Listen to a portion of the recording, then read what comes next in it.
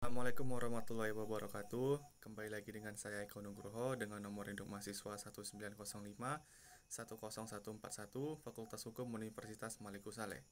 Nah, di video kali ini saya akan membahas mengenai materi pembelajaran yaitu bank garansi. Yang pertama, kita akan membahas mengenai pengertian bank garansi. Bank garansi adalah jaminan transaksi dari bank untuk nasabahnya. Merupakan garansi yang dibuat tertulis dengan bentuk wakat yang dapat mengakibatkan kewajiban bank untuk membayar pihak penerima jaminan atas terjadinya cedera janji, atau dengan kata lain, bayaran ketika tidak terpenuhi kewajiban yang ada. Jasa bank garansi terdapat juga pada bank syariah. Hal ini dikenal dengan istilah al-kafalah, dengan artinya sebagai fungsi jaminan pelaksanaan proyek dari bank. Pihak penerima jaminan menyetor uang jaminan menggunakan prinsip al-wadiyah. Dasar hukum bank garansi adalah bortoj atau perjanjian penanggungan yang terdapat pada KUA Perdata pasal 1820 sampai 1850. Dalam pelaksanaannya menggunakan bank garansi, pihak penanggung bisa memilih salah satu dari pasal 1831 atau pasal 1832 untuk diterapkan. Kita masuk pada bagian kedua yaitu macam-macam bank garansi.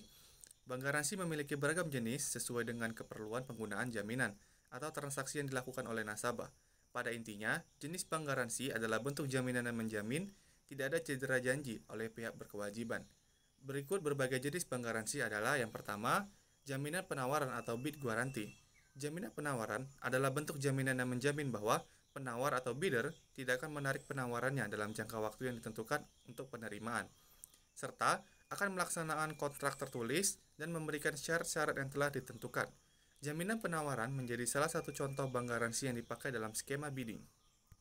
Kedua, jaminan pelaksana atau performance guarantee.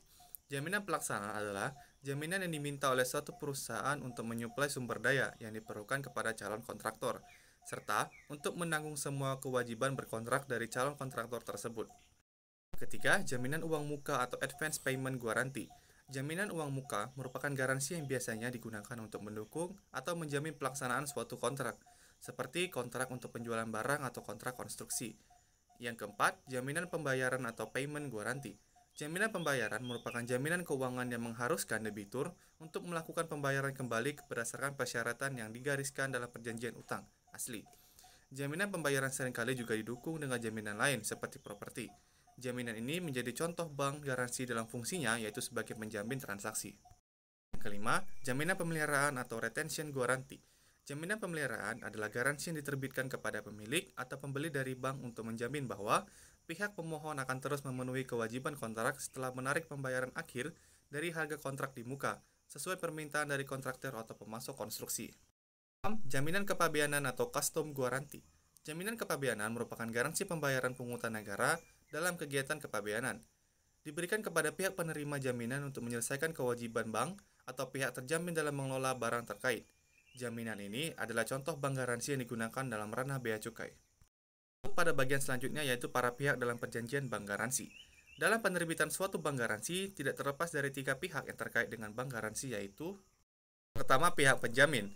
Bank merupakan pihak yang mengeluarkan bank garansi yang diinginkan oleh nasabah, yang artinya bank akan memberikan jaminan pembayaran kepada pihak lain atau pihak ketiga apabila nasabah yang dijaminkannya ingkar janji. Untuk menghindari kerugian bank dari pihak nasabah, maka bank juga meminta jaminan tambahan dari pihak nasabah dengan besarnya nilai melebihi nilai jaminan yang diberikan oleh bank. Kedua, pihak terjamin merupakan pihak yang meminta jaminan kepada bank untuk membiayai suatu usaha atau proyek. Untuk memperoleh jaminan dari bank nasabah harus menyediakan jaminan tambahan sebesar atau lebih besar dari nilai proyek. Jaminan ini akan dicairkan oleh bank apabila nasabah ingkar janji atau tidak dapat menyelesaikan kewajibannya terhadap pemberi proyek atau pihak ketiga. Pihak penerima jaminan merupakan pihak yang memberikan pekerjaan kepada nasabah untuk mengerjakan suatu proyek atau suatu usaha. Tujuannya adalah agar proyek atau usaha yang dikerjakan selesai tepat waktu dan sesuai dengan pula persyaratan yang telah disepakati. Dengan jaminan bank garansi dari bank yang dipegang pihak ketiga, maka jika nasabah ingkar janji, pihak ketiga dapat langsung mengalihkannya ke bank. Kita masuk pada bagian prosedur permintaan bank garansi. Yang pertama, kontraktor atau nasabah yang mengajukan bank garansi ke bank. Hal ini dilakukan karena kontraktor hendak melakukan pekerjaan milik oblige. Yang kedua, bank akan menerbitkan bank garansi jika kontraktor memenuhi syarat termasuk telah menyetor jaminan lawan. Yang ketiga, bank garansi asli diserahkan oleh kontraktor kepada pihak oblige.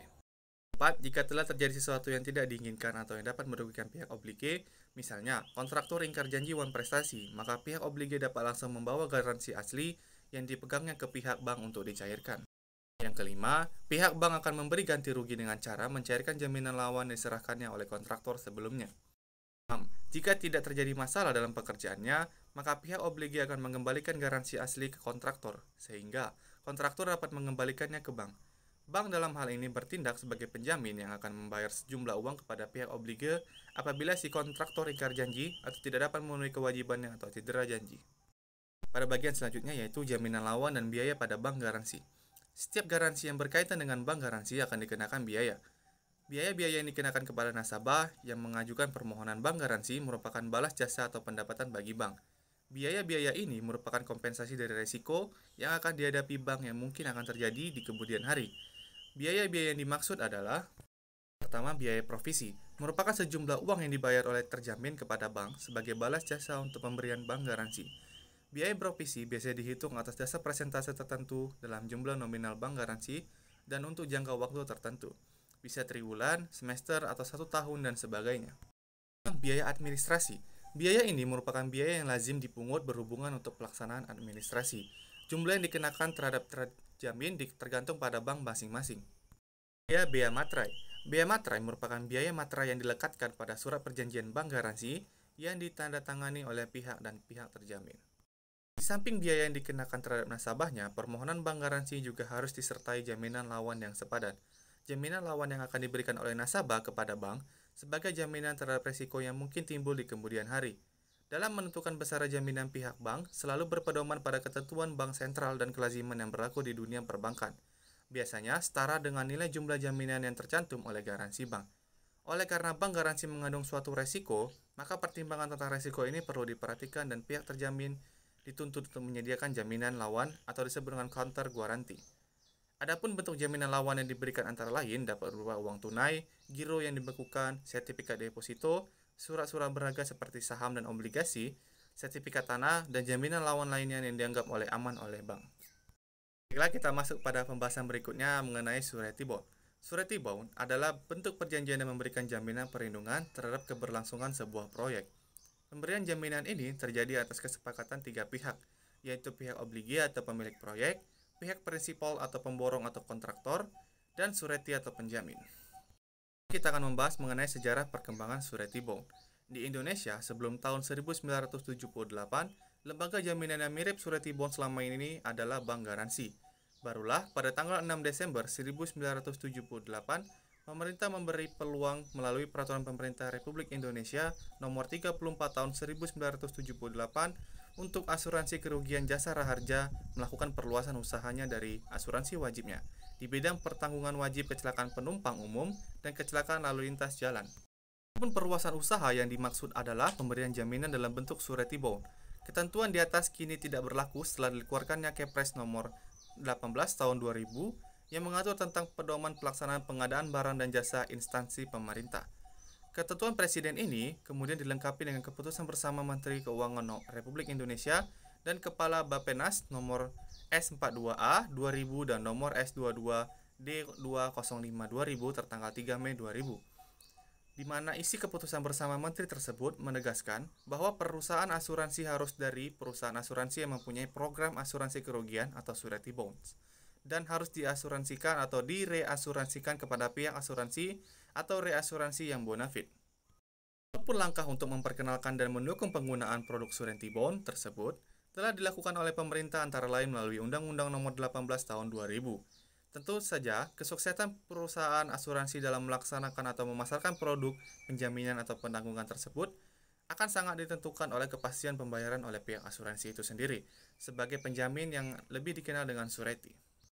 Contoh, proyek-proyek yang dibiayai oleh pemerintah yang penawaran pengerjaannya kepada kontraktor selalu dilakukan melalui tender berdasarkan Undang-Undang Nomor 18 Tahun 2000, yang pada umumnya selalu mensyaratkan adanya jaminan atau tender bond dari kontraktor yang memenangkan tender tersebut terhadap kepastian kemampuan dan kualitas dari pelaksanaan proyek yang dimenangkannya tersebut sesuai dengan perjanjian yang disepakati. Begitu pula bila pihak pemberi kerja disepakati untuk terlebih dahulu memberikan uang muka kepada kontraktor untuk memulai pekerjaannya.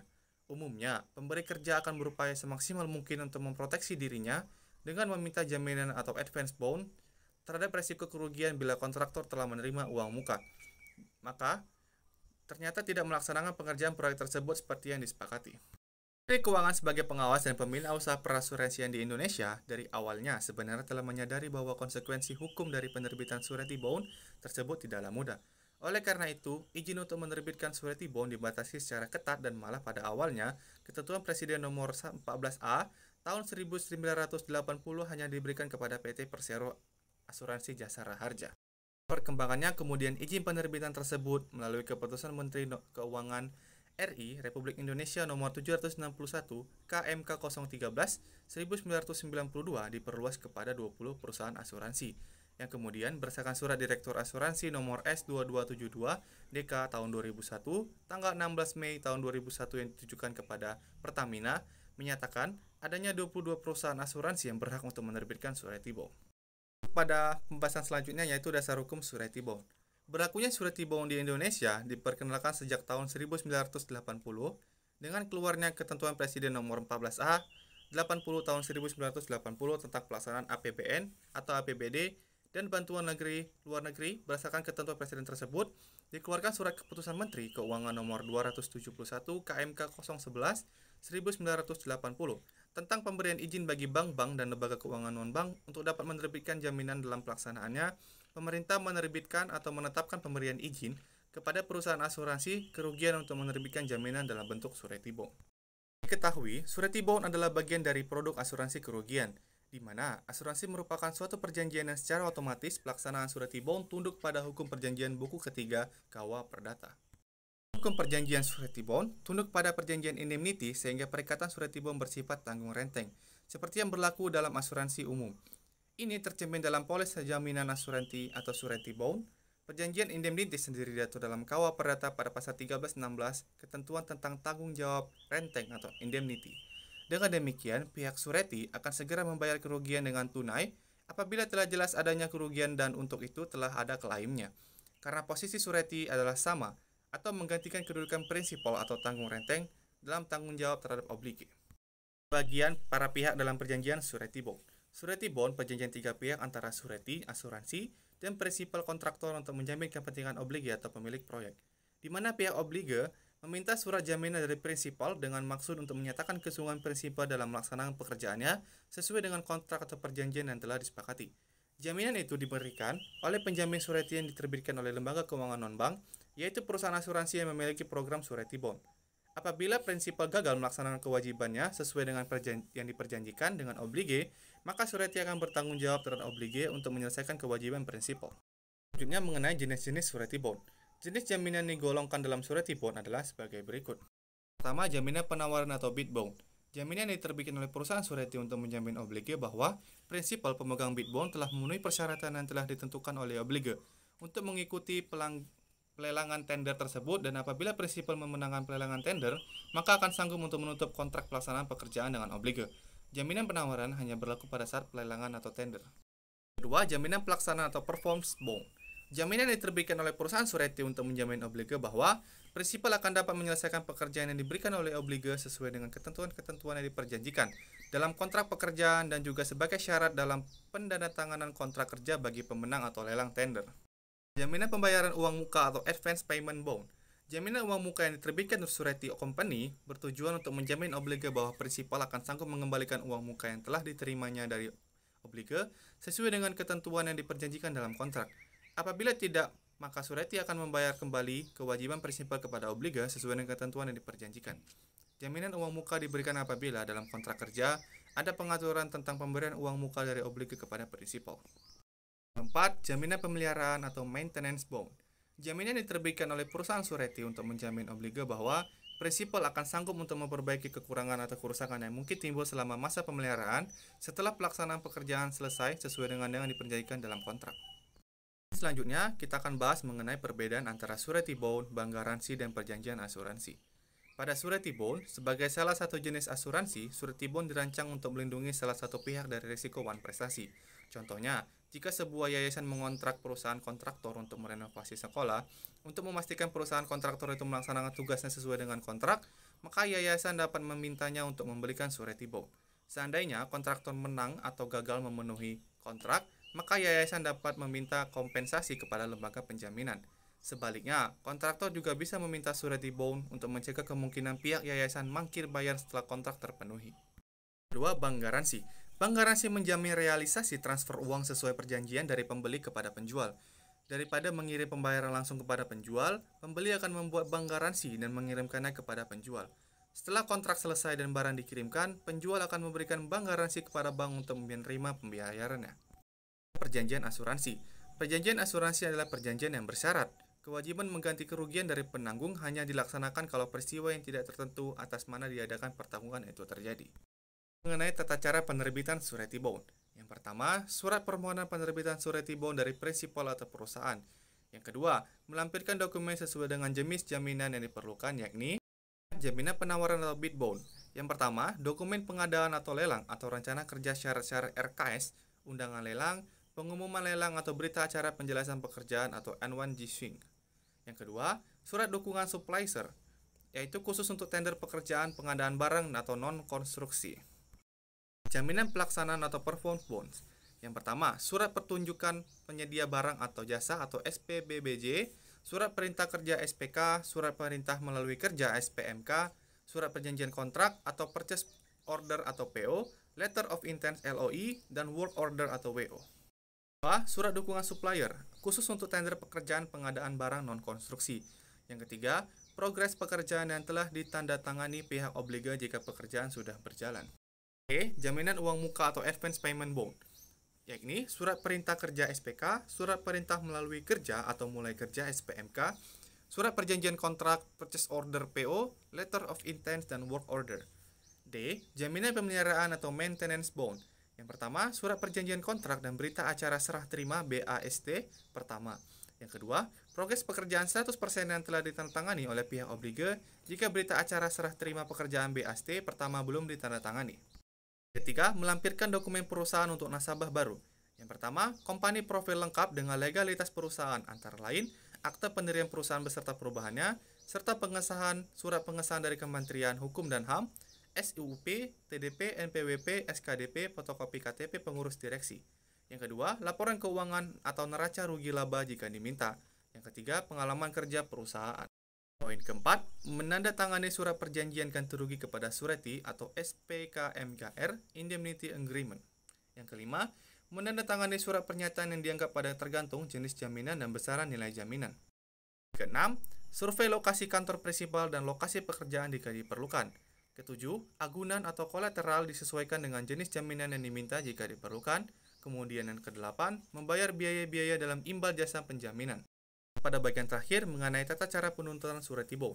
Mengacu kepada kondisi polis yang telah disepakati dalam penyelesaian perselisihan, tindakan yang dapat dilakukan antara lain, meminta klarifikasi ke perusahaan baik melalui agen maupun langsung ke perusahaan untuk proses perdamaian atau musyawarah antara pihak-pihak, mengadukan kepada Badan Mediasi Asuransi Indonesia untuk nilai klaim yang bermasalah hingga 750 juta jika masih belum menemukan titik tentu atau titik temu dapat memilih penyelesaian sengketa melalui arbitrase atau penyelesaian sengketa melalui pengadilan. Demikian pembahasan mengenai bank garansi yang bisa saya sampaikan. Lebih dikurangnya saya mohon maaf. Saya Eko Nugroho pamit undur diri. Wassalamualaikum warahmatullahi wabarakatuh.